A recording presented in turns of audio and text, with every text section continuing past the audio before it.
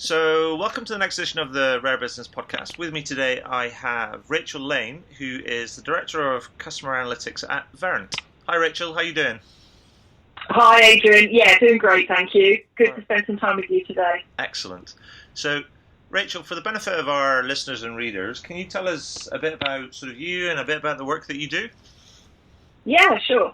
So I'm Director of Customer Analytics, as you said, which essentially I'm a big customer service fan.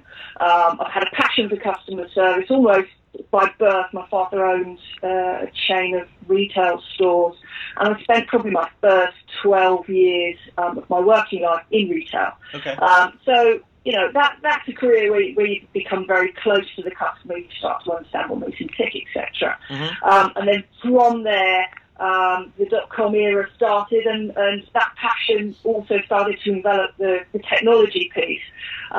So I have the best of both worlds now. So I work with Verint on the voice of the customer solution. So Verint provides customer engagement optimization tools and services. So I get to really delve into my passion of customer service and, you know, with those emerging technologies and help give organisations best practices for the solutions that Verint sells. Okay, perfect. It sounds like we share not necessarily a similar background, but definitely kind of that our family businesses have been in the retail space. My mother and father had a retail kind of business as well. So cool. Common ground. So excellent. Now, I know that Verint have recently published a new report called Customer Centricity, the Rules of Engagement, which you sent to me and I had a look at, and it's all really interesting. But can you give me a bit of background and tell me a bit about it and what was the rationale behind it and sort of what the main findings were? Yeah, sure. So Verint report is the result of a survey of over 18,000 consumers across 9 countries. Yeah. And we commissioned Opinion to actually do the survey for us.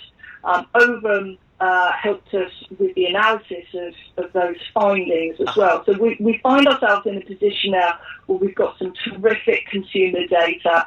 It's important for us and for me as a practitioner for customer experience to really understand how customers are reacting and responding to customer service across all of those verticals, across different geographies, so that we can accurately reflect this, not just in the technology that we build and provide, but also in the advice, those best practices that we give our customers as well. So research is a very important part of what we provide at Verint. Okay. And some of the headline sort of findings?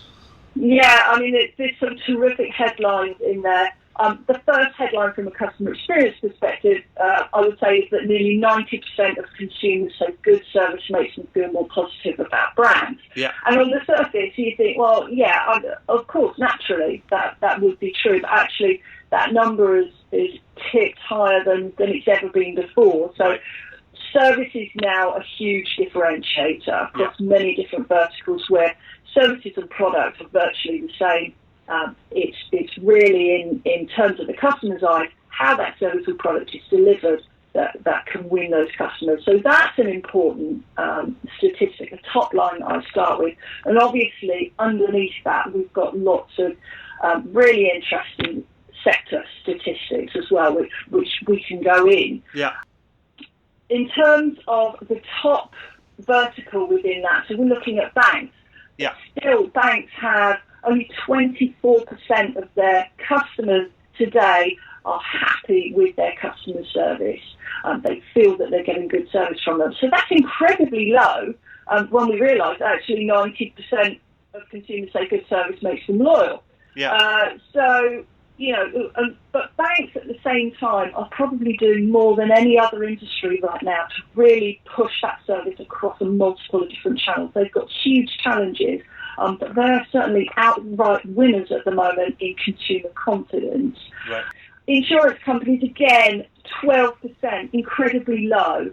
And the insurance providers that we were talking to are those that you spend the most on, so your biggest provider. Mm-hmm. Mobile phone companies, 11%. Now that, we've had some hits in terms of mobile phone companies and data privacy. I know we're going to talk a little bit about data privacy today, Andrew. Yeah. And I'm sure that is impacting on that number, but nevertheless, customer service within that sector, the confidence is really low. Right at the bottom, though, credit card companies, 4%, retail, 7%, utilities, 6%. So interesting reading, and I think there's findings as we go through sector by sector, there's findings within each of those sectors as to the reasons why we're where we are today, but more importantly, what those sectors are doing to push themselves up. So on that sort of those headlines there, I mean, are we dealing with a case of potentially divergent expectations?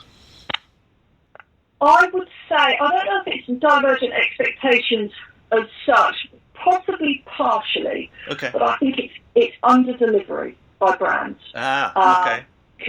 Consumers are feeling confused very often by offerings, by purchase processes. We've seen a lot of frustration coming out in this service across different channels, that brands are taking in personal data from consumers that is not being used in the transaction process. Customers are finding it difficult to transact with a lot of those businesses. Okay. Those are one of the key things that we would say, is that those organisations and those verticals are still making it very difficult for customers to work with them. So it's actually, so it's too complex, it's difficult, people are failing on execution, those sort of things. So it's almost like they're over-promising and under-delivering. They are, and they're proving to be difficult to work with as well. So another statistic that we've got here, 81% of customers just want questions answered. Right. So if something goes wrong, or if you want to find out about a product or a service, how do you get your question answered? And I know, we've all got our own horror stories, Adrian, and I've certainly got mine. That's one of my biggest issues is today. Some of those key organisations that I work with, if something goes wrong, I don't know how I can contact that organisation, that company. Sometimes, if you're lucky, you can get a chat conversation going with you. Very often there's no telephone number to call. So brands really need to improve on how to be contactable by their customers, because that causes huge frustration as well. And so there's no indication within that there's any channel preference. It's just more of a generic sort of concern around. We want our question. We want to be able to answer our questions, whether it's through self-service or it's kind of live chat or it's phone or whatever. There is channel preference, actually, okay. And we do see different channels across different verticals. The key theme that runs across all of them is that the customer wants to be able to ask the question in the way that she's engaging with you at that moment in time. So if she's online, she wants to engage with you in a way that's quick and easy. And if that means that you've got online chat available, then that's what she wants to use. Right. So if she's in a branch, she wants to find somebody that can answer her questions. So there must be people available for customer service. So it's really at that channel, at that moment of truth, to have that channel open for those questions to be asked and answered. So that's really interesting, because that actually kind of puts in this other sort of thing around, there's a general assumption around if you make the information available, but albeit maybe in another channel, that the effort of switching channels is not important. But actually what your research is finding is actually the effort of switching channels is a key blocker. It is. It's a key blocker, and it's a key reason why customer satisfaction drops. So that's why businesses need to work towards the single view of the customer, so that they can really see when they're pushing their customers across channels that they don't necessarily want to go down to get those questions answered. There's always an impact on customer satisfaction. So businesses need to know what that impact is. Yeah. And there's a lot of organisations that are doing service deflection at the moment across different channels, because it's maybe cheaper or easier for them to service those customers across that channel. But what we need to do is understand what's going to be the net impact of that for that customer satisfaction. Okay, that's cool. That's really interesting.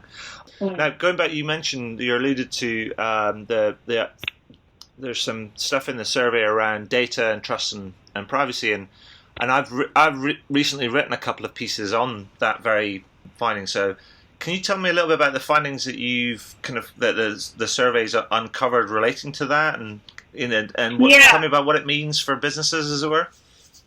Yeah, there's 4 key areas really that I tend to pick on when I think about data, privacy, trust, and honesty. The headline really is we've talked about how important positive customer experience can be. So, a third of our experiences are more positive when companies understand the consumer account history. So the first one is great use of data. Okay, if you're going to take my data, it's important that you use it and make my experience more positive, and if that means it's more personalised, then in the main that's great as well. Yeah. The second piece is that nearly half of respondents, so 48% actually, are suspicious about how companies use their data. Right. And there are regional differences across or geographical differences. So UK and Germany, for example, they're the most concerned. 63% and 61% respectively are concerned about data. That's what keeps them up at night. Other geographies aren't quite so worried. So we might have Poland, for example.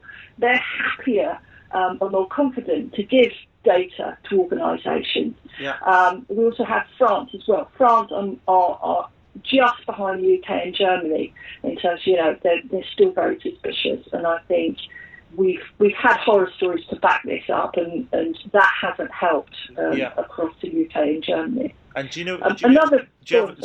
Before you go on, do you have any insight onto kind of what's driving those differences, or is it just it's a idiosyncrasy of culture and possibly maturity of the market, and where in terms of some of what things go on and how data breaches and trust breaches sort of drive kind of opinion? It's a combination of 3 things. So it's culture, without a shadow of a doubt. It's maturity, market maturity. Yeah. So the UK and Germany, we've been giving data for quite a while now. The third piece is actually horror stories, and both UK and Germany, we have had data breaches in the past that have provided us with horror stories to make consumers really think about what type of data they're giving and who they're giving it to. Yeah. So when we look at those regions that are most suspicious, it's a combination of those 3. And also within that as well, we can look at age groups, for example. So millennials tend to be more trusting. They've grown up in the .com age, and it's the way that they prefer to transact. Mm-hmm. So within your organisation, let's say if you're a telco, for example, you've got a growing number of millennials within your customer set, so you might find that you have less resistance to giving data. Yeah. That being said, of course, we're just coming off the back of rather an important data breach in that sector, which again will probably pull those numbers back down across all of the demographics. Wow. So it's a big. I mean, the thing is, the data trust and the privacy is just it's a big sort of black cloud that's kind of starting to loom. It's like a gathering storm in many ways, particularly in across kind of Europe. I mean, what should firms be doing more of, or what's your research kind of telling you, and your experience telling you that firms should be doing more of, and what should they be doing less of? Yeah. So we've picked up some new rules, both across customer service more generally, and also data where that fits in. Yeah. So first of all, it's about arming your organisation with the right information and tools. Yeah. So that if you're collecting that data, you're using it positively. So you're using it for the customer's benefit, that you're very open and honest with that customer as to why you need that data and what you're going to do with it. This is very important. And also we look at how mergers and acquisitions, for example, have impact on customer data. So we heard today in the news, for example, where EE are looking at being bought by BT. So those EE customers, and I'm one of those customers, and I immediately thought this morning when I watched it on the news, I thought, okay, so who's going to own my data going forward? Where's that data going to go? Do BT have the same rules about data, as EE do, because I'm concerned that once that gate's open, that data's gone. I can't put it back in. Sure. So it's really about being very honest and straightforward with your customers when you collect that data in the first instance. Okay. And the net result of that, obviously, is going to be greater trust. Yeah. And you have to tell your consumers where you're keeping that data as well. That's very important for them. So those are the two, where we think about data and trust, those are the two main learnings that we got from consumers within that report. What's interesting, and because, and as I say, I've written a little bit about this, I shared a couple of stories in a recent piece about two firms that I think are taking on this issue kind of head on, and one of which is the Guardian Media Group, and they've created a little video which says, this is kind of what we're doing, this is why we're doing it, this is what we'd like from you, this is kind of how we deal with things, this is why it's important, and it's sort of tying the data and trust back to sort of their business objectives and the deal that if you like, free news in many respects, particularly online. What is the nature of the relationship that they want, and why do they want, and therefore why do they want the data, and how they're going to use it? So I thought that was a really interesting thing, because it almost like starts right at the beginning rather than being assumptive. It starts right at the beginning. And I was that's really important. And if you are starting a business today, that's what you need to do. Obviously, the problem we've got is that many organisations are having to backtrack on that. They've asked consumers too many questions previously. Those consumers haven't seen the benefit of providing that data. So in many businesses, they're on the back foot with the consumer from a data point of view already. So, I mean, in your experience then, let's not going to be all doom and gloom, I guess. But, like the Guardian example, because I'm really interested in rather than to dragging kind of things down, is looking for examples of cases of when businesses are getting it right or going in the right direction. And I was wondering if you've got a couple of examples to hand where you can say, here's a business, this is what they're doing, particularly in that data, trust and privacy space, and how it's helping them improve their engagement, their overall experience, and how they're sort of tackling it, as it were. Yeah, absolutely.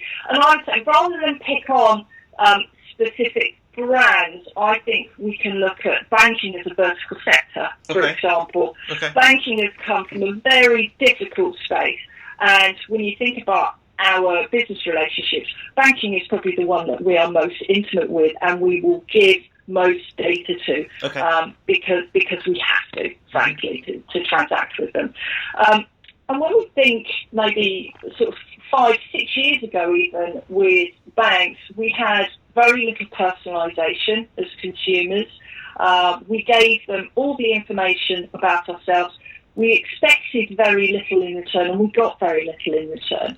However, what we did get was a decline in personal service over those years, to the point where I think we came to a point about 24 months ago, perhaps, where there was nothing but complaints about banking, about banks that were offshoring their customer service, banks that were closing on the high street or significantly cutting staff, for example. So you've got to the point where you thought, actually, there's nobody that I can speak to within that huge banking organisation that's holding all my money. So that's where we were. But where we're moving to, and already where we're at, we're seeing banks being much more personal. So when they send us information through the post, it's got our name on it. It understands the products that we've already got with that bank. It offers us suitable products. It doesn't offer you things that are not going to be of interest to you. So I think from a personalisation point of view, banking is getting it right.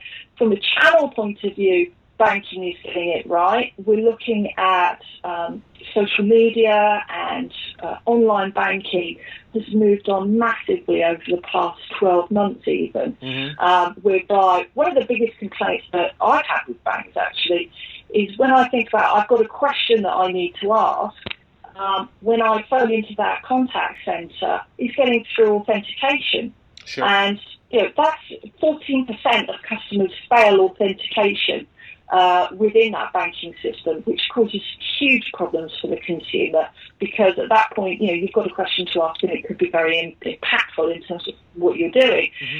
So within the channel of e-banking now, they're providing chat services and they're providing voice over IP services so that you can contact people without going through that authentication process, mm-hmm. which is really, really good, both from a customer data perspective, because you're not having to authenticate yourself, but obviously from a service perspective as well. So whenever I think about banking, and I do a lot of work, Verint works with all of the top 5 banks, so we can see the change over the last 24 months has been massive. And again, the change over the next 24 months that we'll go through will also be as big as it is today with banking, with high street banks now bringing in video communication, so you'll have booths that you can go in, you can talk to the right person. They will have all of your information in front of them in a single view. They'll know all of those channels that you've transacted with them over the year before, and they will use that information to your benefit. So sure. I would say that's probably one area that I would really pull out as a great example of moving forward. Okay.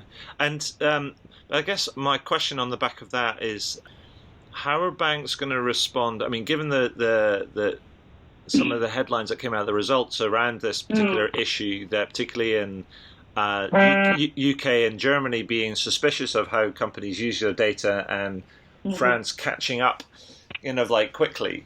I guess my question would be, what are firms, do you think, going to have to do to allay that suspicion? And possibly also, how are they going to deal with customers that are continually sort of suspicious, or even more suspicious, and want to pull back on the data front? Does that make sense? Yeah, that does make sense. In terms of allaying the suspicion, I think we've pretty much covered that, in as much as when you're asking for confidential data, you need to be clear, open and honest when you're asking for it. Right. So that's the first thing that consumers have told us, is that actually it's not that we won't give you data, but we want to know what you're going to do with it and what's the benefit to us. Are you going to give us a better service because of it? So let that customer make the decision on whether or not that's worth it for him or her. The second piece is the difficult piece. So what happens when your data is already out there and you want to claw it back? That is really tricky, and I think it's a challenge that we're only just waking up to in most verticals. Yeah. The consumer, in terms of their maturity, is only just waking up to it, and probably only woke up to it when we had the TalkTalk problem, when customers, let me pull my data back in now. But of course the problem is, once you've given your data, who do you speak to get that data back? And that varies from organisation to organisation, from vertical to vertical. Sure. So that's what businesses need to be clear about, is actually, if you've got questions about your data, privacy concerns, this is the number you must ring. This is the email address that we're providing for you. There has to be a service, and it has to be an honest and true service, where actually it's not just, we're not just giving it space on our webpage. We actually mean it, that we can delete your previous data if you so wish. Sure. There's horror stories about that at the moment, Adrian, but I think we're at the beginning of customers maturing in terms of understanding if they can pull their data back and how they do it. Okay. Yeah, I mean, it's an emerging sort of challenge, and it's almost like a new psycho or ethnographic sort of kind of segment in many ways. Yeah, it really is, and I think we'll probably be talking about this for the next 24 months until businesses start to become much clearer with their procedures. I think there's an interesting kind of development that sits on as a potential solution, potential satellite to this. Have you seen, people talk about the personal information management economy, and I recently spoke to one of the leaders in this sort of space, a lady by the name of Geraldine McBride from MyWave. Yeah. And what they're doing is they're working with people like utilities and banks and things, but they've got this little app where they almost take the data back from these institutions and give it to customers, and then the customers then tell the brands that they want to deal with what information they want to share with them, but actually it's held in a third party, which is quite an interesting sort of approach. Yeah, that's a really interesting approach, and I'm sure that will get lots of bandwidth. Equally, and I think consumers are becoming more aware. Yeah. We've got now, for example, you can look at your own financial records. You've been able to do that over the last few years as well. Yeah. And when customers search their own financial records, they can see what businesses have done credit searches on them. And that in itself is enlightening to understand actually who's doing a credit search on you. You know, I did this myself at the beginning of the summer, and I found that the company that I used to get my holiday money from, and it wasn't a loan, I paid by my debit card, they did a credit score on me. Really? Now, why would that be? Yeah. So that opens up consumer questions, and where there's consumer questions, you know, there's going to be mistrust, or we could look at it the other way and say that's an opportunity for businesses to really be honest and be upfront and be flexible with that data. Yeah, and so that brings me to the second story that I used in the piece before, which I liked, and it was from Vodafone, and they're taking a slightly different approach, where they're saying all of their approach is built on sort of two pillars in terms of the conversation they're having with their customers, and it is all around motivation and capability, i.e. what do you want it for and why do you want it, and what you're going to do with it and how you're going to protect it. And I think those are two really interesting sort of prisms, if you like, to look at how you're approaching effectively building that trust. But because data and privacy is all in the cloud around that sort of relationship, I guess. And so those are, I think, just two very, very simple but very, very powerful sort of prisms to look at the whole issue through. Yeah, absolutely. And I think, you know, where over the last 24 months businesses have been doing customer journey mapping, I think we need to look at customer data mapping and, you know, throw that out to consumers. I like that. So that, you know, they can see the map that their data goes on. Perfect. So, Rachel, I'm just conscious of time a little bit. I know you're a busy lady. Is there anything that from the survey that you'd like to highlight before I ask you I'm calling it a famous last question, but it's the one that I always ask, and it's famous in my own mind. But is there anything else that we've missed that you think you'd like to add before I ask you the last question? I think the last point that I'll make, I guess, sums up what we've been talking about today, Adrian, and that is that 1 in 5 consumers don't trust any provider to keep their data safe, especially in the UK and France, where this concern rises to 30%. So I think that's, you know, we've got a long way to go as businesses to really make our customers feel comfortable in giving us their data. Fantastic. Thank you for that, Rachel. And so that leads me to my final question, and it's this. Is there anything that you would like to shamelessly plug? Shamelessly plug, of course. I think, you know, something that I'm very concerned about, very interested in, is customer data. Okay, it's my passion, if you like. From a technology perspective, we've got lots of technologies out there today which are gathering customer data. What they're not necessarily doing is bringing all that data into the single view of the customer. And I think there's one thing today that will help organisations massively change the way that they do business with their customers, and that's having all of those customer interactions as a single view. Yeah. So that would be my leaving comment with you on that, Adrian. Verint have a solution called data analytics. I call it the nirvana, if you like, of where organisations want to go with voice of the customer. Probably only about 10% of businesses today are at the point where they're ready for a single view of the customer. but I think, that you can bring in all of your voice of the customer from the contact centre and across all the other channels in your business. But you'll only get true value if you can see it all in one place. Fantastic. Rachel, that's been super interesting, and thank you so much for your time today and sharing your thoughts and your experience. And I'll make sure I get this all edited up and linked up and point people in the direction of your analytics solutions and some of the report and stuff as well. But thanks again for your time. Appreciate it. Thanks, Adrian. Have a great day.